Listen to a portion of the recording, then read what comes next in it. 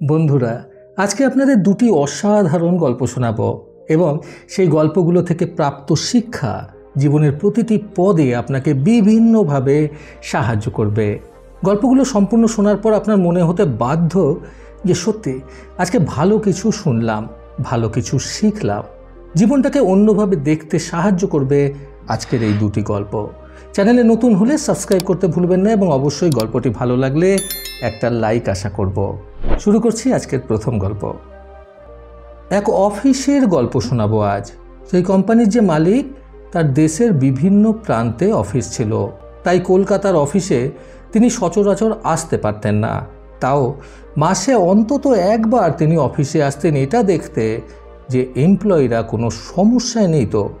যেমনটি একটা বড় অফিসে থাকে, সেই অফিসেও manager, director, accountant, admin, HR, clerk, associate, office boy, security ইত্যাদি সব পোস্টেই লোক নিযুক্ত ছিল। সেই অফিসে টয়লেট ছিল দুটি, একটি এক্সিকিউটিভদের জন্য অর্থাৎ উচ্চ পদস্থ কর্মচারীদের জন্য এবং অপরটি ছিল লেবারদের জন্য। দুটি টয়লেটের আয়তন প্রায় একই ছিল। সেই মালিক একদিন অফিসে এসে সকল কর্মচারীদের ডাকেন এবং বলেন, তোমাদের কি সমস্যা আছে আমাকে বলো। ছোট বড় যে কোনো সমস্যা বলতে পারো, আমি চেষ্টা করব সেই সমস্যার সমাধান করতে। আমরা জানি মালিকের সামনে কেউ সহজে মুখ খুলতে চায় না, সবাই চুপচাপ ছিল। কিন্তু তার মধ্য দিয়েই এক মাঝবয়সী লেবার আগে এগিয়ে এসে বলে, স্যার, একটা খুব ছোট সমস্যা আছে। আমাদের অর্থাৎ লেবারদের যে টয়লেট আছে সেটা ব্যবহারের অযোগ্য, সর্বদা নোংরা থাকে, দুর্গন্ধ বের হয়। যদি আপনি টয়লেটটা ঠিক করার ব্যবস্থা করে দেন তাহলে খুব ভালো হয়। তিনি সঙ্গে সঙ্গে সেই টয়লেট দেখতে চলে যান। তিনি দেখেন এক্সিকিউটিভদের টয়লেট ঝাঁ চকচকে পরিষ্কার এবং লেবারদের টয়লেটটা নোংরা, দুর্গন্ধ বের হচ্ছে। তিনি সেখানে কয়েক সেকেন্ডও থাকতে পারেন না। তিনি ম্যানেজারকে ডেকে বলেন, এই টয়লেট ঠিক করতে কতদিন সময় লাগবে? সে উত্তর দেয়, স্যার, 1-1.5 মাসের মধ্যে হয়ে যাবে। তিনি বুঝতে পারেন ম্যানেজার ব্যাপারটার গুরুত্ব দিচ্ছে না।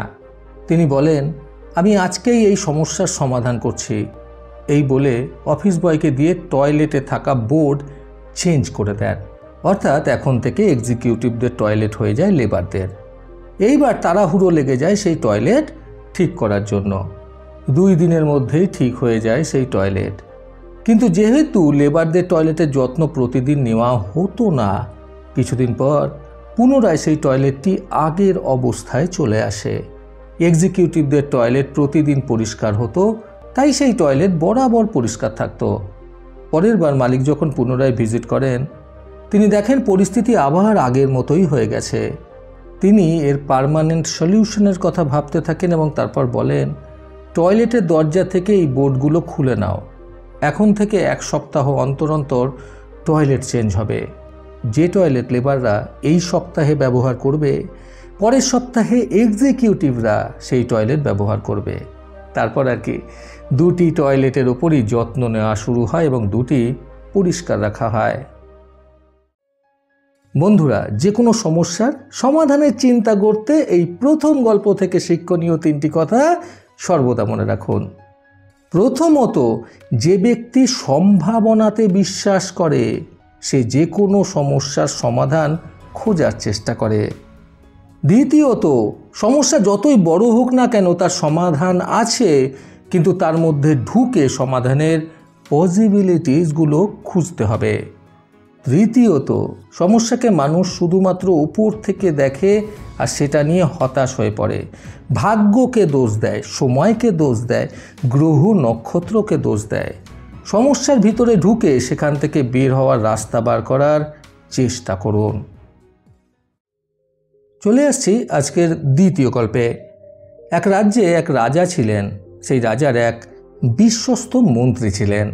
সেই মন্ত্রীর বিশ্বাস তার ঈশ্বর যা করেন ভালোর জন্যই করেন।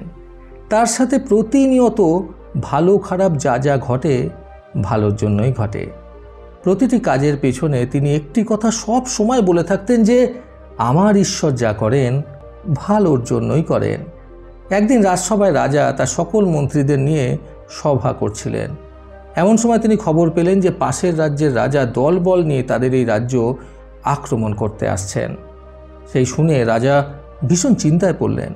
শত্রুপক্ষের সেনার সংখ্যা ছিল প্রায় 3 গুণ এবং তাদের কাছে অত্যাধুনিক অস্ত্রশস্ত্র ছিল।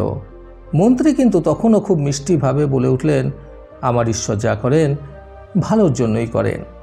এটি শোনার পর রাজার ভীষণ রাগ হয়, কিন্তু তিনি কিচ্ছু বলেন না। তিনি তার সভার সকল সদস্যদের নিয়ে এই অবস্থা থেকে বের হওয়ার ব্যাপারে আলোচনা করতে শুরু করলেন। এই শত্রু রাজ্যের হাত থেকে কিভাবে রক্ষা পাওয়া যায় তার পরিকল্পনা করতে শুরু করেন। এমন একদিন আসলো যেদিন সেই শত্রুপক্ষ রাজ্য আক্রমণ করে দিল। পরাজিত হওয়া নিশ্চিত ছিল। বেশিক্ষণ তারা সেই রাজ্যের সেনাদের সঙ্গে লড়াই করতে পারে না। কোনো ক্রমে প্রাণ বাঁচিয়ে পালিয়ে যায় সেই রাজা এবং ওনার মন্ত্রী।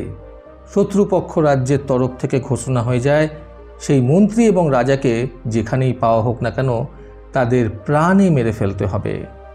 রাজা এবং তার মন্ত্রীর প্রাণে বাঁচার জন্য বিভিন্ন স্থানে লুকিয়ে লুকিয়ে থাকতে হচ্ছিল। একদিন এইভাবেই নিজেদের বাঁচাতে তারা একটি অন্ধকার জঙ্গলে গিয়ে প্রবেশ করে।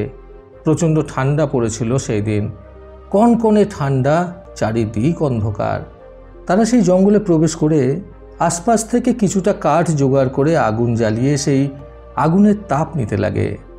কিন্তু কিছুক্ষণের মধ্যে প্রচণ্ড ঠান্ডা হাওয়া বয়ে আসায় সেই আগুন নিভে যায় এবং সেই পরিস্থিতির মধ্যেও মন্ত্রীর মুখ দিয়ে পুনরায় সেই কথাটাই বেরিয়ে আসে, আমার ঈশ্বর যা করেন ভালোর জন্যই করেন।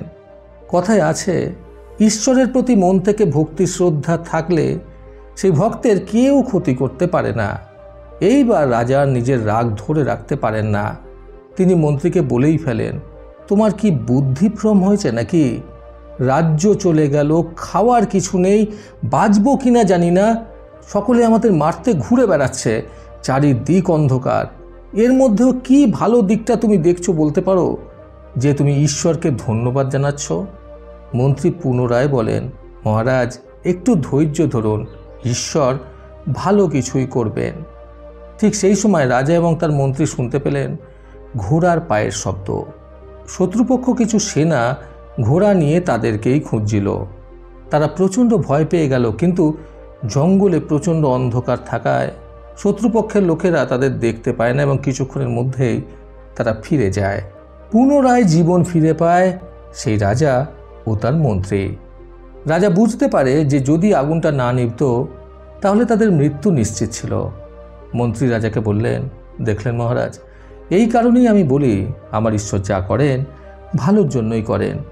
ঈশ্বরের অসীম কৃপায় আগুনটি হাওয়াতে নিভে গিয়েছিল। এরপর থেকে রাজাও সবসময় সকল কর্মের জন্য ঈশ্বরকে ধন্যবাদ জানাতে শুরু করে। একদিন প্রবল ভূমিকম্পে রাজপ্রাসাদ ভেঙে যায় এবং তার তলায় চাপা পড়ে মরে যায় শত্রুপক্ষের রাজা এবং ওনার সেনাবাহিনী। পুনরায় রাজত্ব ফিরে পায় সেই রাজা। শত্রুপক্ষ যদি সেই রাজ্য দখল না করত তাহলে রাজা মন্ত্রী সকলেই সেই ভূমিকম্পে মরে যেতে পারত। কোনো যুদ্ধ ছাড়াই জয়ী হলেন সেই রাজা। এই জন্যই তো বলা হয় ঈশ্বর যা করেন আমাদের ভালোর জন্যই করে থাকেন। ঈশ্বরের প্রতিটি কর্মের পিছনে কিছু না কিছু ভালো লুকিয়ে আছে। বন্ধুরা, যে কোনো পরিস্থিতিতে পজিটিভ থাকতে এই দ্বিতীয় গল্প থেকে শিক্ষণীয় 3টি কথা সর্বদা মনে রাখুন। প্রথমত, ভগবান যেটা করেন ভালোর জন্যই করেন। যেটা আমাদের সাথে ঘটে ভালোর জন্যই ঘটে। জীবনের প্রত্যেকটি খারাপ সময় কিছু না কিছু ভালোর সন্ধান নিয়ে আসে। দ্বিতীয়ত, খারাপ সময়ে যে নিজের এবং ঈশ্বরের ওপর বিশ্বাস রেখে লড়াই করার ক্ষমতা রাখে সে সফলতার স্বাদ গ্রহণ করতে পারে। তৃতীয়ত, ভালো চিন্তা করুন, নিজের ওপর এবং ঈশ্বরের ওপর বিশ্বাস রাখুন। বর্তমান সময় খারাপ হলেও ভালো সময় আপনার জীবনে আসবেই।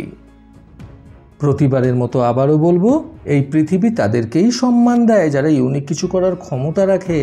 সকলে সুস্থ এবং সুন্দর জীবন কামনায় প্রকৃত জীবন থেকে আমি সন্তু চক্রবর্তী আবার আসবো আগামীকাল নতুন সুন্দর শিক্ষণীয় একটি ছোট গল্পের সাথে। ভালো শুনুন, ভালো থাকুন। ধন্যবাদ।